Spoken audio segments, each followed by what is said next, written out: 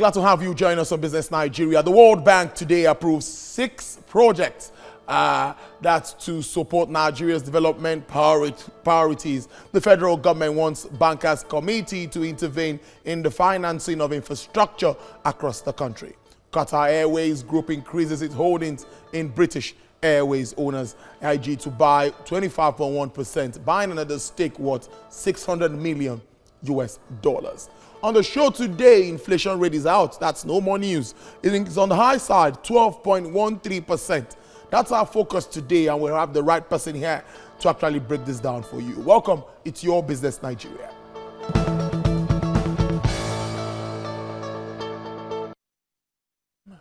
The World Bank today approved 6 projects to support Nigeria's development priorities. The projects include improving immunization, enabling a stronger business environment for the private sector, expanding the digital economy to promote job creation, and increasing public and private sector capacity on governance and social and environmental safeguards. World Bank Group's president, David Malpa, says Nigeria is central to the bank's mission of tackling extreme poverty.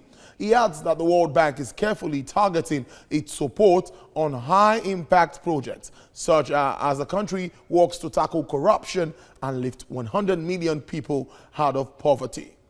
The approved program of support in the fiscal year 2020 comprises the following projects: Immunization Plus and malaria progress by accelerating coverage and transforming services will strengthen health systems to deliver effective primary health care and improve immunization, malaria control, and child and maternal health in selected states. The project is co-financed through an IDA credit of $280 million and $230 million from the French Development Agency and $65 million from the government of Nigeria. The federal government has asked the Bankers Committee to intervene in the financing of infrastructure across the country. Speaking at the end of the first Bankers Committee meeting in Lagos, CBN's Director of Banking Supervision, Bello Hassan, says the request was sent to the committee through the CBN governor.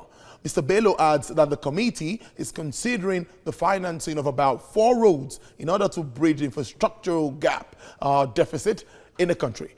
On his part, Managing Director FSDH Merchant Bank, Hamda Amba, says the committee acknowledged that the federal government cannot provide all the infrastructure the country needs. The committee also agreed to increase paid-up capital of NERSA from 5 billion naira to 7.5 billion naira. The Consumer Price Index, which measures inflation rate, increased by 12.13% on a year-on-year basis in January 2020. That's the latest report from the National Bureau of Statistics, showing the figure is 0.15 percentage points higher than recorded in December, which stood at 11.98%. On a month-on-month basis, the headline index increased by 0.85% in January 2020. This is 0.02% higher than the rate recorded in December 2019 at 0.85%. The food sub-index in January rose by 14.85% on a year-on-year basis from 14.67% in December, compared to the 0.99% recorded on a month-on-month basis. Under the state profiles, food inflation on a year-on-year basis was highest in Sokoto, Ogun, and Nasarawa states, recording between 17% and 19%. While the slowest rise in food inflation was in Bayelsa State with 12.91%, Delta State 11.57%. Meanwhile, food inflation was highest in Ondo, Anambra, and Abuja on a month-on-month basis. Urban Index in the period under review rose 12.78% on a year-on-year basis, while on a month-on-month basis, the index hit 0.92%. For Rural Index, it rose by 11.54% on a year-on-year basis from 11.41% recorded in December compared to 0.83 recorded the monthly inflation. Now, moving on now, Consumer Price Index, which actually measures inflation for these are some issues affecting that. But before we move to that, there are some issues which has been on that upward trajectory since September 2019. As you see, 11.24 in September, 11.61 October, and 11.85 in November. December, we had 11.98%, and as of January, we have 12.13%. That's what's been happening. The annual inflation rate in Nigeria increased to 11.98 in December, just like I said earlier, and that's per month. And in January, the annual inflation in Nigeria rose for the fifth straight month to 12.13%. It was the highest inflation since April 2018, as food prices also increased most in nearly 2 years, from 14.85 to 14.6%, caused by food shortage and border closure. Now, on the GDP front, it shows that also is not looking very good, as we have the 2.5% projection for the year 2020. The Global Financial Institution downgraded its growth forecast for sub-Saharan African region to 3.5%, citing constraints and deteriorating public finance in South Africa. Similarly, the African Development Bank also projects Nigerian economy to grow by 2.9% in 2020. And some of the key economic decisions that will shape this year, and of course figures coming out, is one, implementation of the minimum wage, the border closure, which is also on, increased electricity tariff, which the authorities have said there is no going back on that, and of course monetary and fiscal policies, and more importantly, global issues, trade war and the coronavirus. Let's put this into proper perspective. Investment analyst Robert Omotunde joins me live in the studio for details. Robert, let's start this way. The upward trajectory from September, what we've been looking at, like I showed earlier, it's been on the high side, and as at now it stands at 12.13%. Were you expecting this, or what do you think about this figure? It's largely expected, Tolu. If you look at the trajectory, like you painted, since August, when the government announced the closure of the land borders. I mean, we knew that because of the pressure coming from food, we were going to experience some uptick in inflationary pressure. And that's what we're seeing right now. Moving into September, up until October, November, I mean, the last reported inflation figure was 11.98, but right now we are seeing it at 12.13. And it is still worsening, again, because if you look at the month-on-month trend, you know, this time around we are seeing a slower pace in month-on-month growth. But what we would expect is that by February inflation going into March, you know, we are still going to see some uptick in inflationary pressure. But we think that if there are no further pressures from what you have announced, electricity tariff, you know, if we don't see that increase kicking in before April, and we do not see a devaluation as, you know, most analysts expect, and we don't see other further pressure, you know, coming from food, aside from the land border closure, then we might see inflation peaking around April at about 12.5, 12.6%, you know. But again, all of these other issues I mentioned, they are just wishes, you know, because we know that there is a need to, you know, make the electricity sector much more viable. And tariff increase is one of the ways to do that, you know. But like I said, if we don't see this pressure, then inflationary pressure will start declining post-April, when we expect that the impact of the land border closure would have been more or less mitigated. Robert, let's look at food now, which is very important and concerns all Nigerians. Yeah. How well are we doing with the agricultural sector? We know all of the efforts by the Central Bank of Nigeria, series of interventions, even by the Bank of Agriculture and all of these banks trying to say that, yes, this is a time to kickstart and let that sector be more functional. How well are we doing, and when are we really going to get self-sufficient? Well, I think the government is trying. The central bank, to be particular, has been very active in terms of, you know, giving incentives to farmers, you know, providing funding for them to grow their crops, I mean, Anchor Borrowers program is all tied around, farmers and those who are playing within the agricultural sector. But unfortunately, we are not seeing the much of impact we would expect. Again, look at it. Before the so-called intervention programs that we have been recording, agricultural sector was doing well on its own. And post-intervention of all of this funding, we are not seeing significant change in the performance of the agricultural sector, even in terms of growth. We are yet to see an agricultural sector that is growing double digits. Whereas before all of the intervention, years back, the sector was growing within the double digits. Recently, I mean, there were reports around the central bank taking some farmers to court who have not paid, they are not paying down on the borrowings they have taken on the Anchor Borrowers program. And in the real sense of it, when you look at the modus operandi and the mechanism or the structure for disbursing most of these funds, some will argue that it goes, most of it goes, I heard someone said, who was a director in Bank of Agriculture, who said that about 60% of Anchor Borrowers program is going to politicians. So again, it's about the structure. Even when we want to make interventions, within the economy, there are models for doing this more efficiently. Sometimes it's good when they pass through the official commercial system so that you can see the impact. I mean, if you do Anchor Borrowers program through the commercial banks, for example, it's most likely that it will be impactful because those who are taking it will make sure they pay. If they don't pay, the burden is on the commercial banks to recover the funds.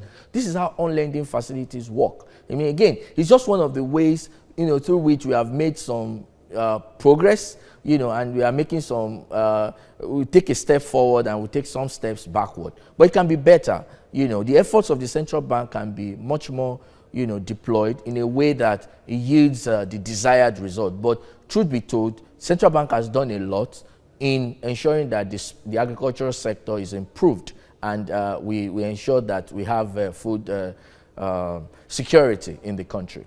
Very importantly there. One thing that's also important is talking GDP now. A lot of projections before now, and some are even being reprojected, looking at the facts on ground. Before we move to global issues that definitely will shape 2020, what are your expectations with regards to growth rate in 2020? Well, I think the IMF is spot on. I know people in government would not like that recent revision of growth projection.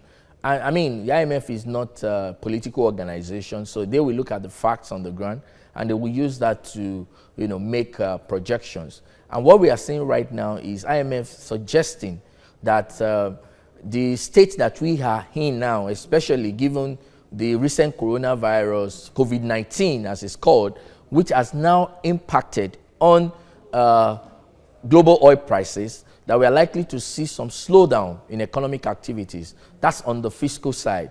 They made mention of issues around government revenues, which are still very weak, even though they lauded the impact of the new finance bill, which was just signed into law. They also mentioned the fact that our debt service to revenue is weakening.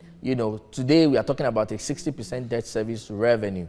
They mentioned a lot of things, the fact that we are still getting subvention from the central bank to fund the budget. And as we speak today, we have 8.5 trillion naira of our, overdraft facility to the federal government from the central bank. In 2019 alone, as at November, we've recorded about 3.1 trillion naira in what we call ways and means or overdraft facility to government. So within the space of 2 years, we've seen a record high of close to 6 trillion naira in that space. And I think it's one of the issues that the IMF mentioned. And on the back of all of this, they decided to revise downwards our growth forecast from 2.5% to 2%. A lot needs to be done if indeed we really want to catalyze our economy into the path of growth, and if we want to recover from the pre-recession growth level. I mean, pre-recession, we were growing close to 6 to 7% consistently for about 10 years before 2014. when we saw that plummet in global oil prices. And since then, Nigeria has been struggling to recover.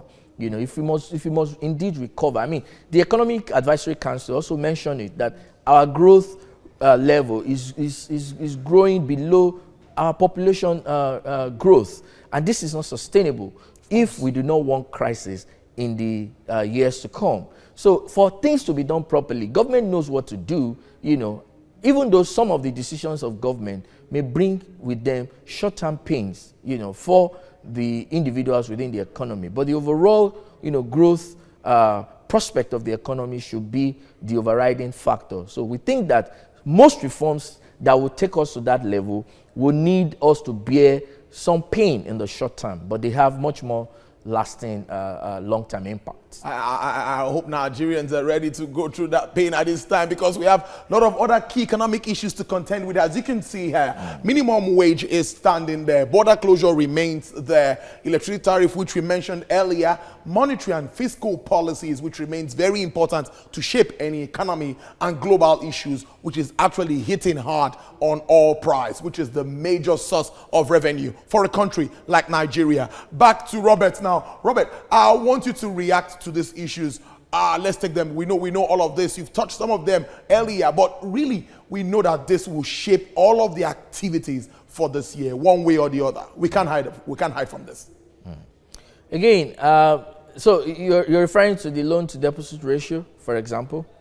Okay, so we're looking at an economy, and I think you played that in your introduction, where at the bankers committee meeting, you know, there was, I mean, if you look at the domestic credit, net domestic credit, since the time this policy was put in place, that was since September of 2019, we've seen net domestic credit increase by close to 2.1 trillion naira.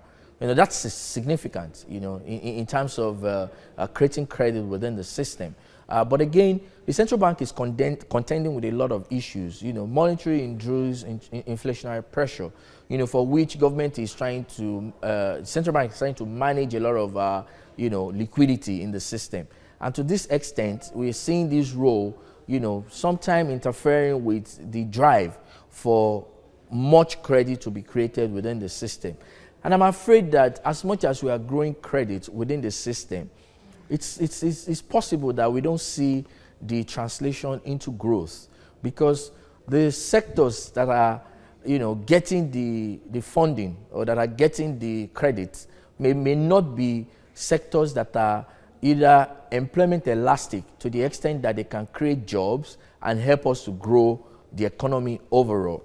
And I think that this is the burden that comes to government. Sometimes, before we come up with policies, sometimes it's good for us to, you know, conduct some research or survey to suggest to us which sectors are much more impactful, you know, in terms of elasticity on the economy, such that if we, you know, deploy some funding through credit into those sectors, they can help to grow the economy. That much of impact we are not seeing.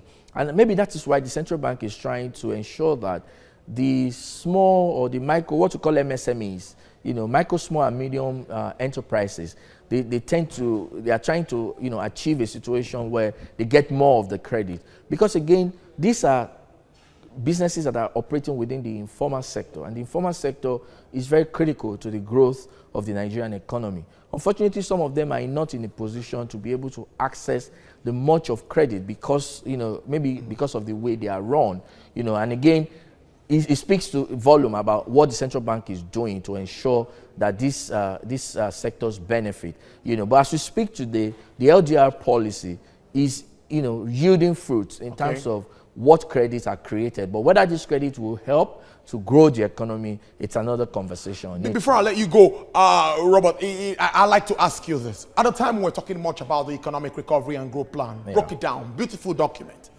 But as it is, what are the feelers? What are you getting? We have the Doing Salami-led committee. We are yet to hear something basic or something really direct from them on how this economic direction, where we are moving in 2020. What are your expectations as we round up this segment of the show? Well, first, the committee will only advise, you know, what they will do. They will come up with measures that the government can put in place.